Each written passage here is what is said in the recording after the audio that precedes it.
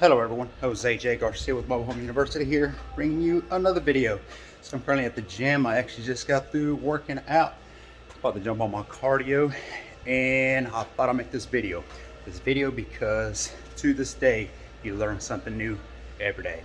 And not always something that you learn, but some things that you've heard, and until they happen to you, kind of a shock.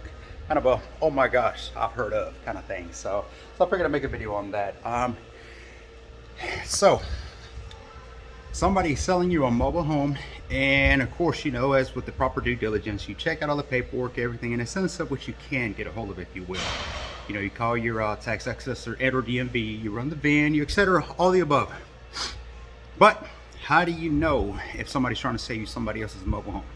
Because, you know, just because somebody owns a mobile home doesn't mean necessarily that the title can be in their name per se, right? I mean, we've, you know, in the past where we invested in mobile homes, you know, we've taken a mobile home that might have been in grandma's name, aunt's name, uncle's name. It doesn't matter, and that's irrelevant, you know, because at the end of the day, when a transaction is done, we close the deal, you know, the individual that is on the title is the one that needs to sign. Yes, I broke my earphones. Man, these are the super bass ones. You know, they sound awesome. They really do. They're awesome. They help me work out, but as you can see, it is broken.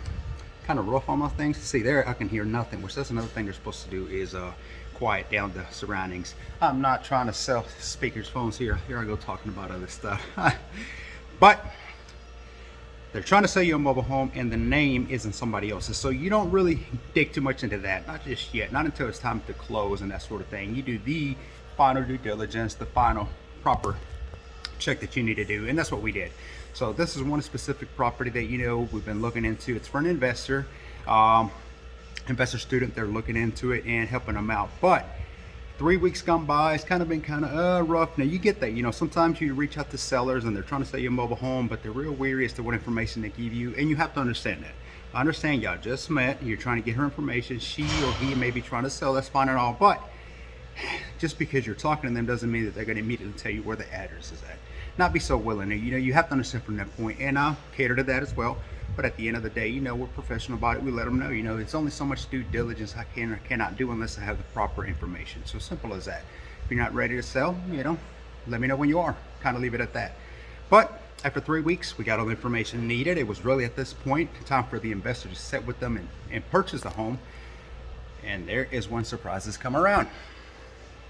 Now you can be so quick as to immediately hand over the money. Let's do a bill of sale and we'll get the title later. And though a bill of sale may hold up even in court, in the sense of argument's sake, understand the type of issue you could be encountering yourself.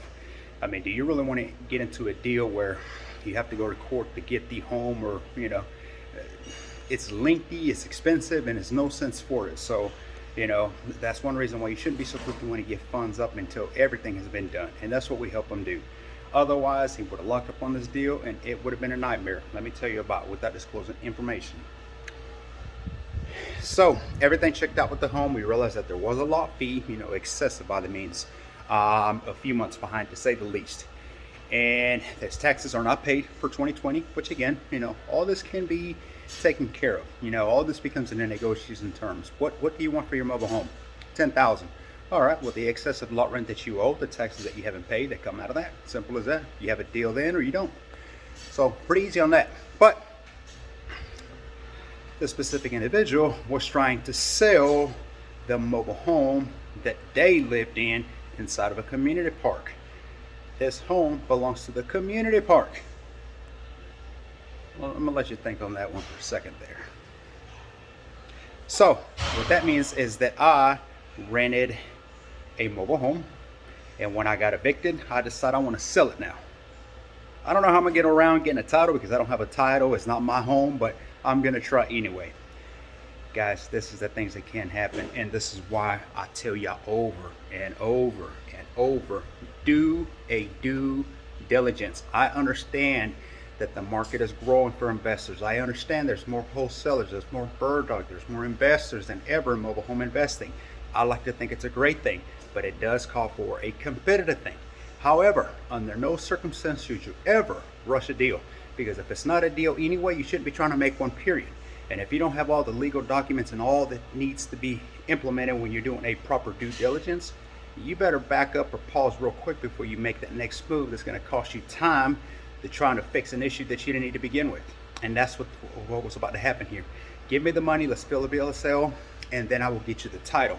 To me, that was a red flag from every get out, and immediately instructed my student, no, you are not paying a penny until we see the title at minimum, until we get some title clarification. I will get you the title later on. It's not going to work.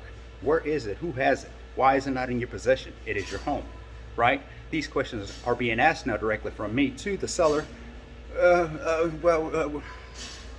don't need any more red flags at this point. We're stopping. You produce what we need and we'll move forward. If not, you kind of cost us 3 weeks of time. That's about what it boils down to. But you know what? 3 weeks worth of time that it can be educated, because my student will take this on with him. You know, he will remember this moving forward, and he will be very, very cautious as to how he's going to proceed a deal. Okay, there's good deals out there all over. There's no sense in tangling yourself into this, and this is just part of it. You know, it does come with the territory, but doesn't mean that you can't locate and find it and do something about it. So that's where we were at. Anyway, figured I'd share this video because things like that can happen. You know, we've had in the past where a nephew's trying to sell the uncle's house or whatnot or something, but this one here was a new one. Well, we had actually not located somebody that was trying to sell the community parks mobile home. It's a new one. Visit our site at garciamhu.com for coaching options. We have some new ones coming up. I'm always talking about it, and it's because we are always updating and always editing. So always new programs, always new ways to help you any way we can assist you. Email me directly at j@garciamhu.com. Be sure to hit the like and subscribe button if you find these videos productive. Until next time, thank you for watching. Now, I got to go do cardio.